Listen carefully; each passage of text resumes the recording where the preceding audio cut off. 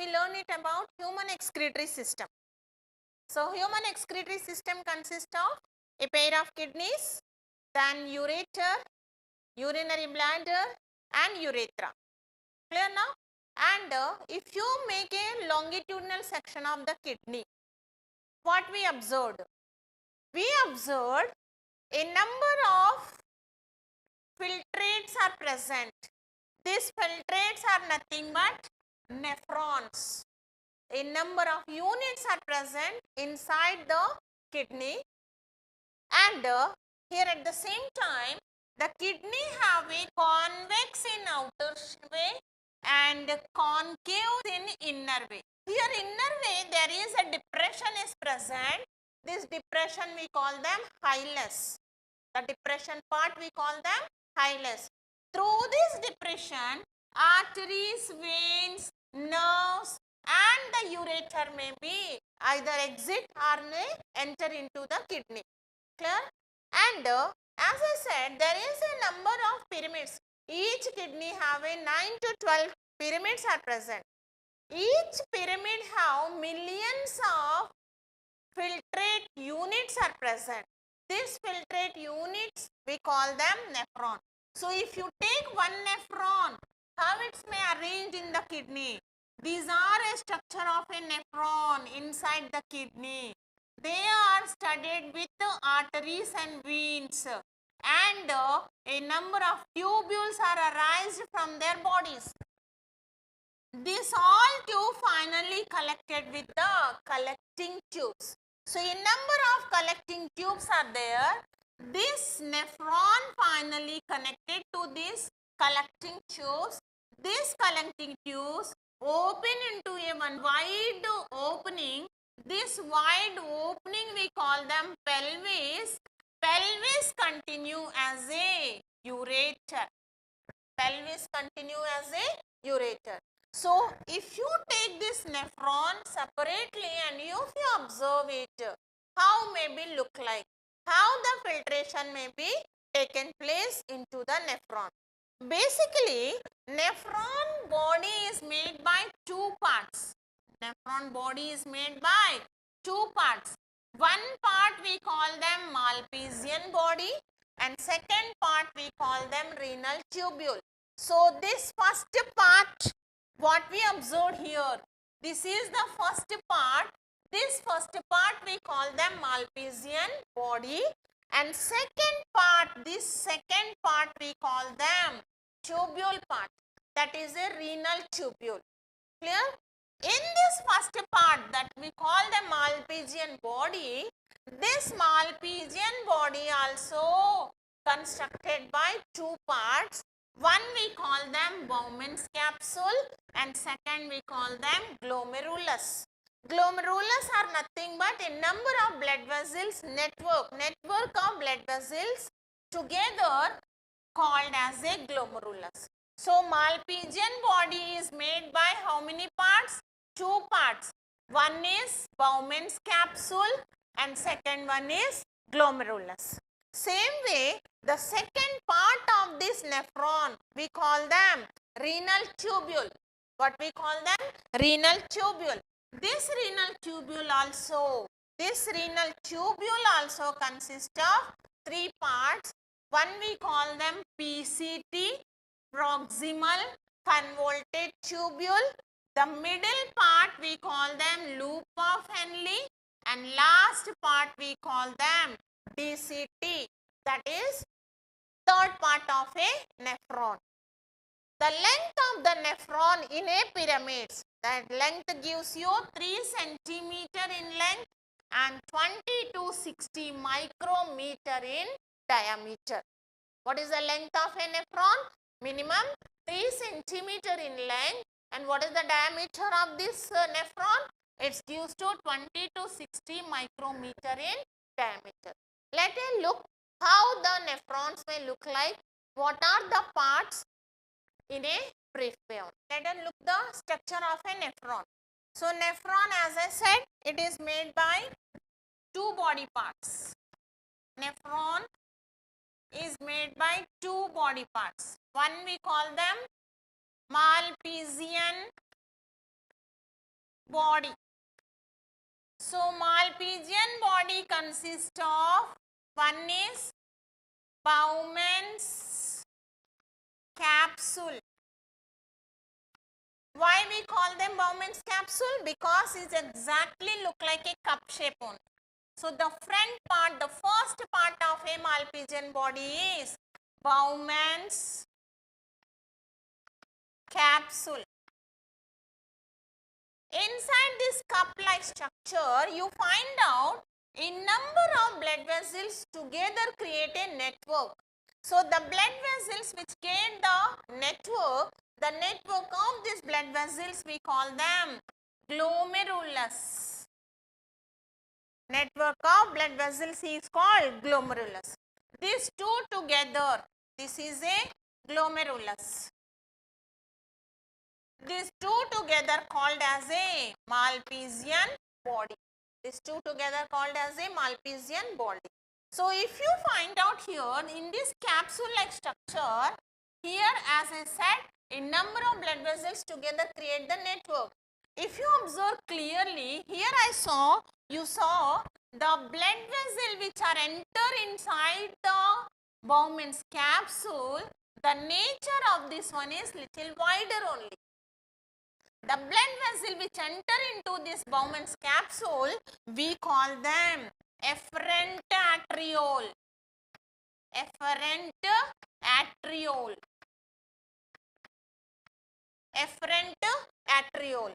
And the blood vessel which come outside from this glomerulus or from this Bowman's capsule, we call them efferent arteriole. Efferent arteriole. Okay, now? So both are arteries only. Both are arteries. The smallest artery we call them arteriole. The smallest arteries we call them arteriole. So the efferent which is get inside the Bowman's capsule. Efferent means coming inside. Efferent going outside. So the blood vessel which entered into the Bowman's capsule, the nature of this arteriole is little wider compared to the efferent arteriole. The efferent arteriole is so narrow in nature. Why? Here the reason is there, the wide-mouthed arteriole is converted into narrow in nature. Later we discussed about the function. Let me discuss the parts of a nephron. So the first part of the nephron is Malpighian body. Malpighian body is made by Bowman's capsule and glomerulus. Second part of this nephron is called renal tubule. Renal tubule. So the second part, these all part we call them renal tubes only. These are a renal tubes only. So here this renal tube, the tube which is very near to the Bowman's capsule, the tube which is very near to the Bowman's capsule and make a number of foldings So the first part of this renal capsule we call them PCT in sense of proximal convoluted tubule. Proximal convoluted tubule. Convoluted means number of times it's get folded only. So here you see the tube which is very near to the Bowman's capsule, such we call them proximal, near to the Bowman's capsule. Proximal means near to the Bowman's capsule. The middle part of this tubule is exactly look like a U-pin only. It exactly look like a U-pin only. So the second part of this is called loop of Henle. Loop of Henle. It's a U-pin shape. It's a U-pin shape and make a one loop-like structure. So this part we call them loop of Henle. And the third part, which is very far away from this Bowman's capsule, this one we call them DCT. What we call them? DCT. So the first part which is very near to the Bowman's capsule, we call them PCT. Proximal in sense of near to the Bowman's capsule. And last part is called DCT. DCT in sense of distal convoluted tubule. Distal means it's very far away from the Bowman's capsule. So these are the parts of a nephron. These are a parts of a nephron. Have you understand? Let me see how this nephron is going to function. Now up to now we learn it, the structure of a nephron. Okay. Here the walls of a Bowman's capsule. The walls of a Bowman's capsule is made by squamous epithelium tissue. They are made by the outer layer of this Bowman's capsule is made by a special cell, that is squamous epithelial tissues only. But the inner cells of this Bowman's capsule is lined by another special cells. They have a number of pores on their bodies. So the outer Bowman's capsule is made by squamous epithelial tissue and inner part is going to made by a special cells. The special cells we call them podocytes. Podocytes. Site means cells. Podo means here the cells, the tissues which have a number of pores. The cells which have a number of pores only, like this only. A number of pores are present on the cells. So the inner layer of this Bowman's capsule is made by a special cells, what we call them podocytes, as they have a number of holes on their bodies. So what happened? When the blood may enter into the nephron through a arteries, which arteries? Efferent arteriole. The efferent arteriole have a oxygenated blood with the waste. Oxygenated blood with the waste only. So the waste which entered into the Bowman's capsule, as they have a number of pores on their bodies, through these pores a number of waste should be filtered here, or the waste, nitrogenous waste, salt, a more amount of water, everything is filtered through these Bowman's capsules. So the salt, water, everything may enter into the first part of a tubule, that is nothing but PCT. That is nothing but PCT. So PCT have a, as I said, number of foldings on there. Through this first part of this PCT also made by a epithelial cells only. So the reabsorption or absorption of water and salts is taken place on this first part of a tubule. The second part, that is a loop of Henle. Here what happened? Once again the reabsorption part may be taken place on this loop of Henle. Here also the loop of Henle also made by epithelial cells only. So the absorption of water, sodium chlorides, other salts also taken place in this loop of Henle. The loop of Henle is made by two type of tubes only. One tube which is arise from PCT, this tube is called descending tubule. It is called descending tubule, and it's make one loop like structure, then it's converted into another tubule that we call them ascending tubule. Ascending loop of Henle. Loop of Henle. That we call them ascending loop of Henle, and the part which is arise from PCT, that part of loop of Henle is called descending loop of Henle, or we call them descending tubule. Then it's make one U-shaped structure. Next continue as a ascending loop of Henle. From this ascending loop of Henle, these all may be open into a collecting tubules. Before it's enter into the collecting tubule, These all ascending loop of Henle which are present in the medulla of the kidneys, first they open into the duct of Bellini. Duct means a small tubes only. So, these ascending tubules all first form into the duct of Bellini. This duct of Bellini is finally open into a collecting vessels, collecting tubule. This collecting tubule next open into the pelvis and pelvis to ureter. So, here before I said, here the efferent arteriole is little wider in diameter compared to the efferent arteriole. So, here I said no, here the filtration process is taking place in this Bowman's capsule. If the both tubules are same in diameter, then there is no pressure may be exerted. So, to exert the pressure, more pressure on this blood vessels, the opening of these tubules have a different range of diameter. So, efferent arteriole have wide diameter compared to the efferent arteriole. So, just you see, if the tube is so wide in nature, all blood may pass on easily. But another end, if it is get narrow, then what happened? One pressure is applied there. Due to that pressure, the filtration process is taken place only.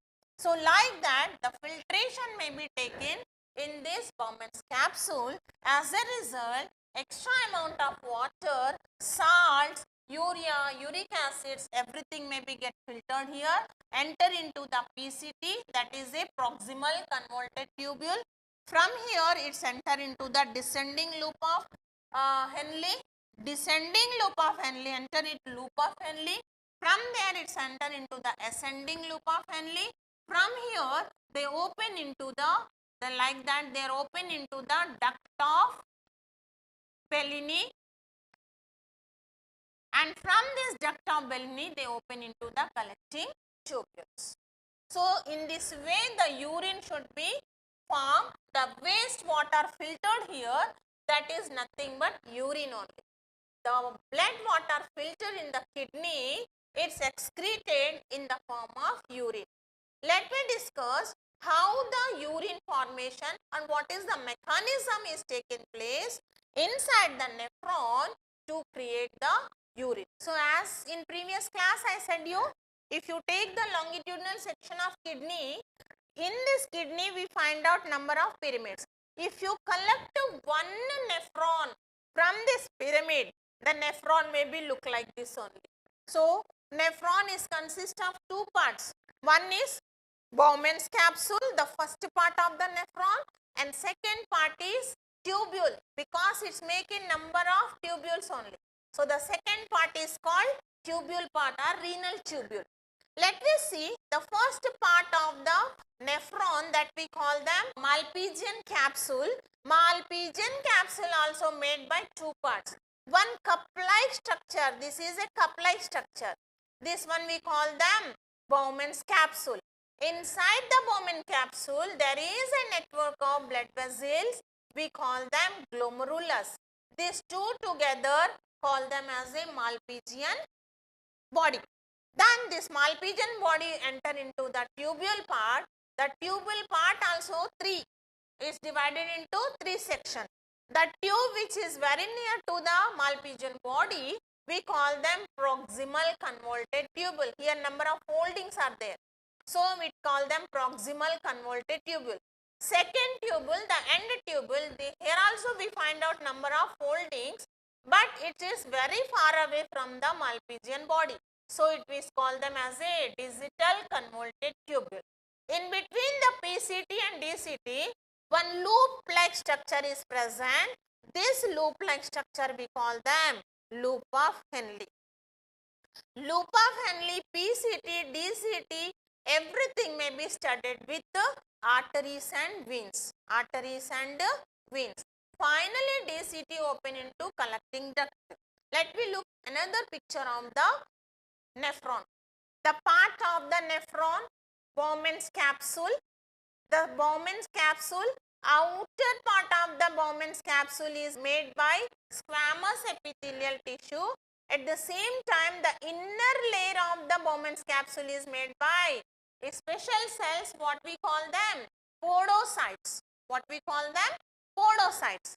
Next you see the artery, efferent arteriole may enter here and make a network, and its exit out of the Bowman's capsule as a efferent arteriole. As a efferent arteriole. Arteriole and these veins both make a network and studded throughout the tubule part.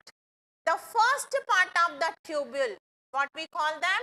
PCT, proximal convoluted tubule. Then it's open into a descending loop of Henle.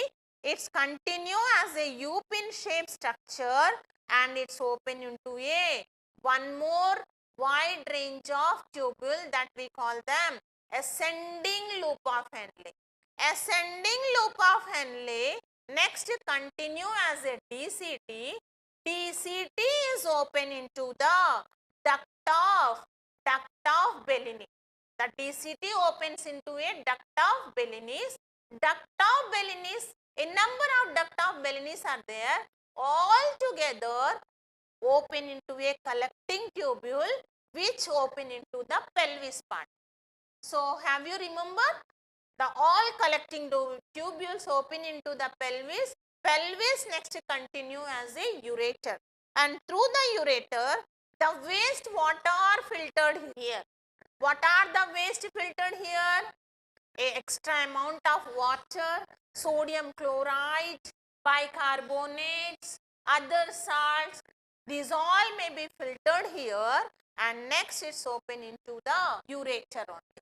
Clear now? Have you understand the nephron structure? Nephron is made by two parts, Bowman's capsule and glomerulus. Then next part is made by tubules, renal tubule. Renal tubule also made by PCT, proximal convoluted tubule. Next it's open into the loop of Henle. Loop of Henle open into DCT, distal convoluted tubule. They are open into the duct of Bellini and from duct of Bellini it's open into collecting tubules. These all collecting tubules finally open into the ureter through the pelvis. So, this red color one is a artery and blue color one is a veins. Okay. The vein which comes from upper part of your body and lower part of your body. Superior vena cava and inferior vena cava. This all together collected and the vena cava enter into the kidney. And this is a part of arteriole, artery. Smallest artery is called arteriole. So, which enter into the Bowman's capsule, we call them efferent arteriole. Artery is branched. Artery is branched as a efferent arteriole. Efferent arteriole is a little wide in diameter and make a network of glomerulus come outside as a efferent arteriole. Again it's branched, arterioles are branched connected with veins like that, and the absorption, removal of the waste and absorption of water, everything is going on through these blood vessels in the process of diffusion. In the process of diffusion. So here you observe Nana, the loop of Henle, PCT, DCT is going to studied with a number of blood capillaries. The number of blood capillaries, it's going to create a one network of blood capillaries. So, this network of blood capillaries, we call them peritubular capillaries. What we call them? Peritubular capillaries. Peritubular capillaries are nothing but the network of capillaries which arise from arteriole and vena cava. The blood vessels are the capillaries. What is the capillaries? Smallest blood vessels which are connecting the artery to vein. The smallest blood vessels which connecting the arteries to vein. Here they are going to make a network. This network of capillaries or blood vessels otherwise called peritubular capillary network. Have you understand? Okay, good. Next we are going to study how and what is the mechanism of urine formation. So students, have you understand previous class? Have you remembered the LS of kidney? LS of kidney is made by two parts. Outer one is cortex, inner part is called medulla. Outer one is renal cortex. Inside the renal cortex, which parts may comes? It may be studded with Malpighian body, PCT and DCT. In a cortex part, which part of the nephron may be consist of? Malpighian body, PCT and DCT. At the same time, inner part of the kidney, what we call them? Medulla. Inside the medulla, which parts may comes? Loop of Henle, collecting duct and duct of Bellini's. These all together consist of, or they are located on the renal medulla. So, which part of nephrons are located in cortex? Malpighian bodies, PCT and DCT. Which parts are located in medulla? The nephron parts of loop of Henle, ducts of Bellini and collecting ducts are located in the medulla.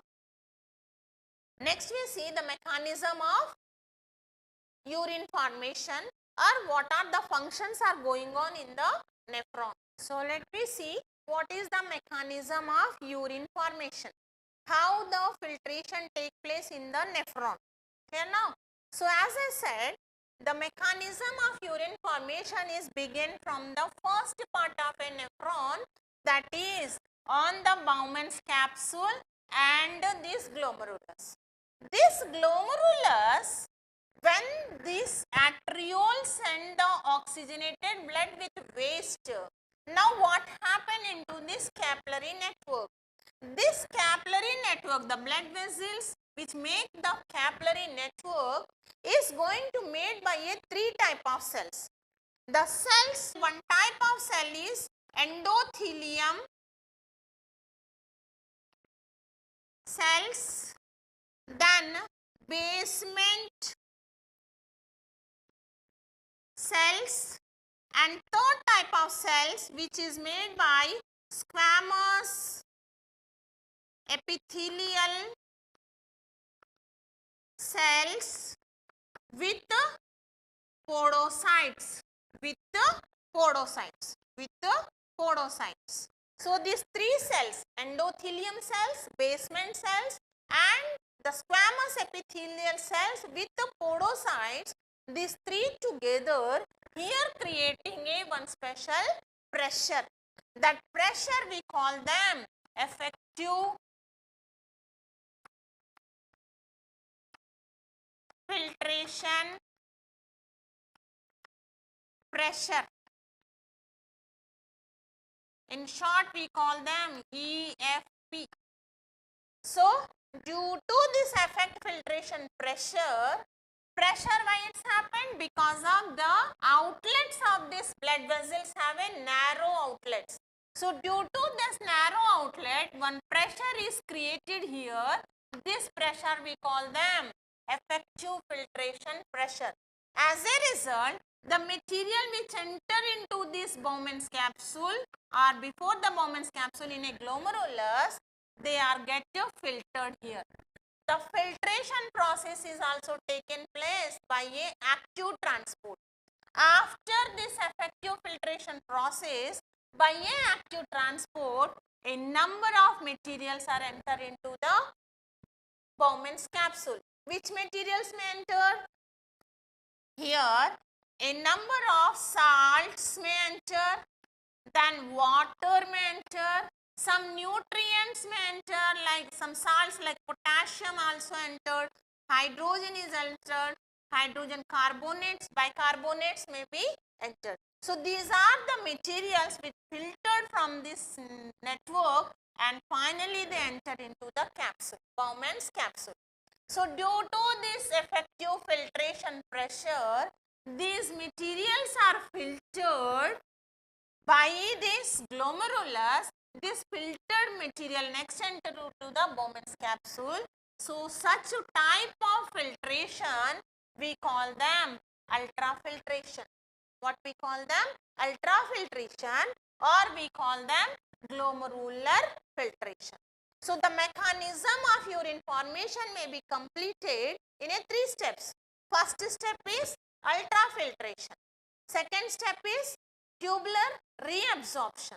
So the first step of mechanism of urine formation is completed in the glomerulus. In the glomerulus, due to effective filtration pressure, as a result, if water may filter, some salts may be filtered, bicarbonates are going to filter, and this filtered material next enter into the Bowman's capsule. So in a first step of mechanism, the material which comes through the efferent arteriole, it's get filtered from the glomerulus. Okay, the filtrate material which enter into the Bowman's capsule, it's exactly look like a blood only. Exactly, the composition, the chemical composition is look like a blood only, except blood cells. It's a like a blood composition, but not a blood, because here cells are absent only. But remaining material like glucose, amino acids, these all are the component is present in this filtrate only. The which material or filtrate enter into the glomerulus, which is the chemical composition like a blood only, but except blood cells, remaining all materials are present. Such we call them primary urine. Primary urine, which may contains a number of nutrients like glucose is present, amino acids are present, some of the electrolytes are present, like salts also present. Electrolyte means nothing but salts only. Like sodium is present, potassium is present, chlorine is present, hydrocarbonates are present, hydrogen ions also present. Along with that, during protein metabolism, some of the waste, what are the protein metabolic waste? Urea, uric acid, these also comes only. So the filtrate material, what we call them? Primary urine. What we call them? Primary urine now enter into the glomerulus after ultrafiltration. The chemical composition of this primary urine is equal to the blood only. But what are absent here? Blood cells are completely absent. But the remaining materials are as it is present. So this primary urine now enter into the Bowman's capsule. From this Bowman capsule, it's now flow out through the first part of the renal tubule, that is a PCT. So in this PCT part, the useful nutrients, the useful material including water is going to reabsorb.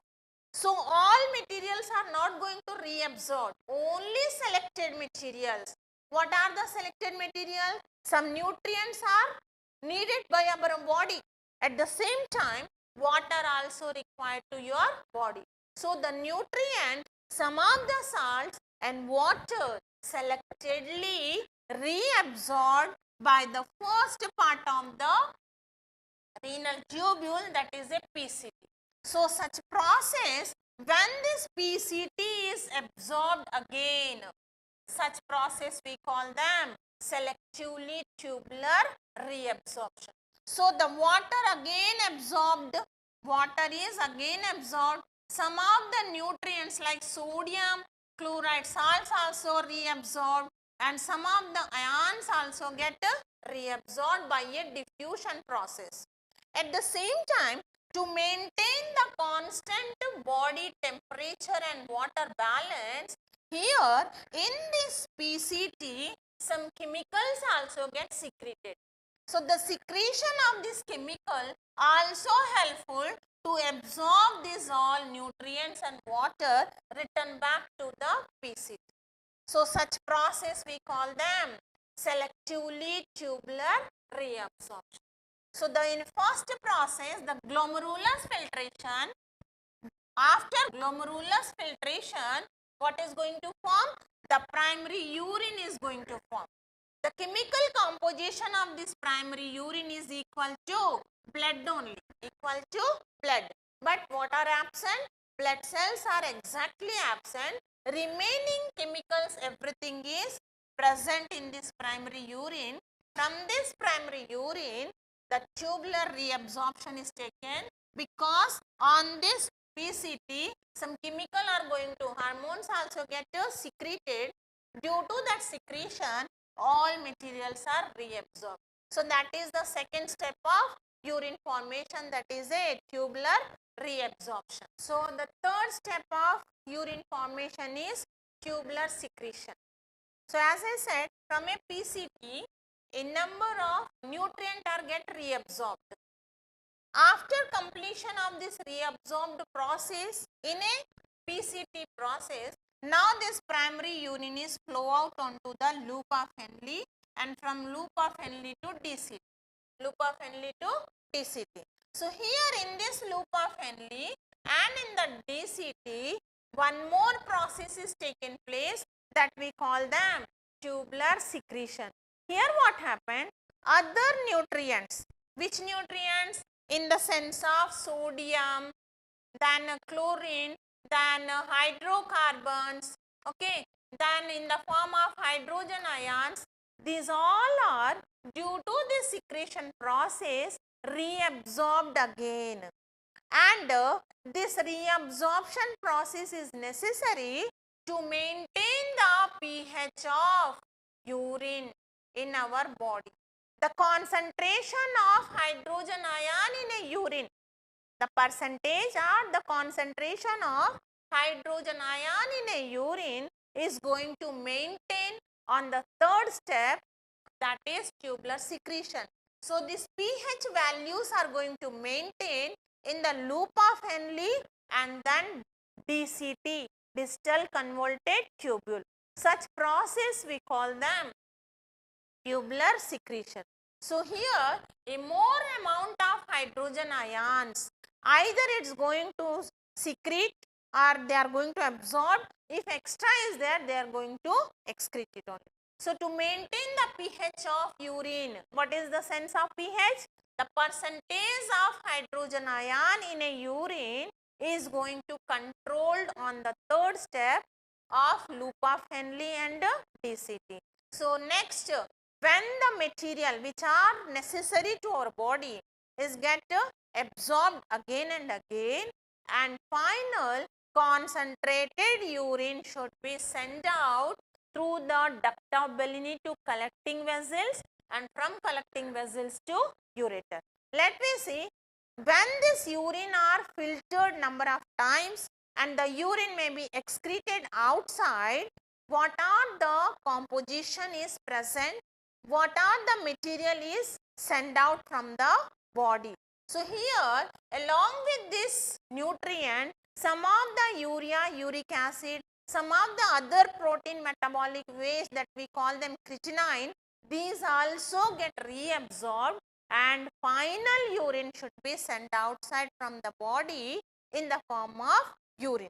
So let me see what is the composition of urine. So the material or the waste which are excreted from this nephron body, we call them urine only. So in number of places reabsorption is taken places. Maximum 75% of water is get reabsorbed from the PCT.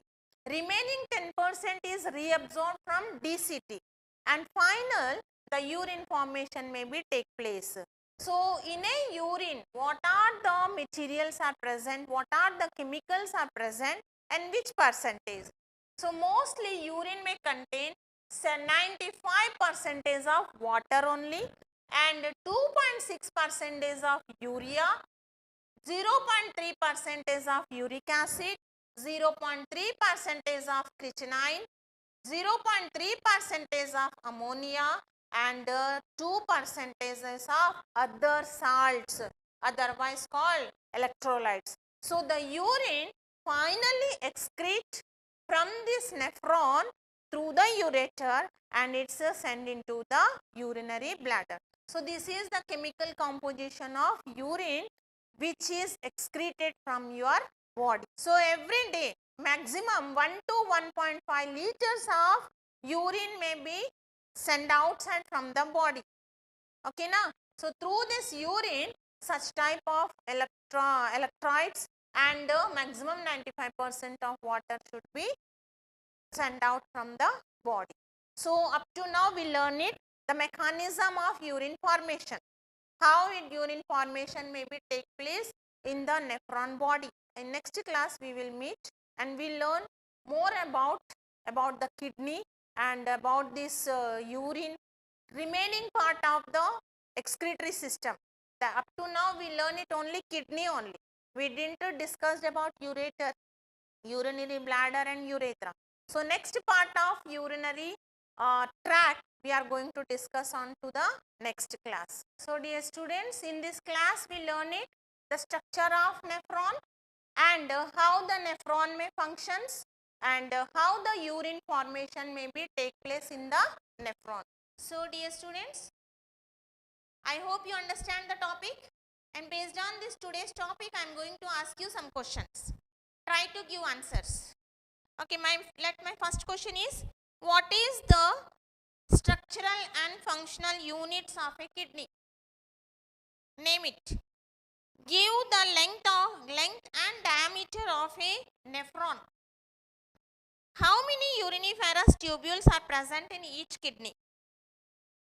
Write down the steps of urine formation. Which blood vessels carry oxygenated blood with loaded waste product? What is hilus? Basically, each nephron have how many parts and what are they? Define podocytes. Thank you.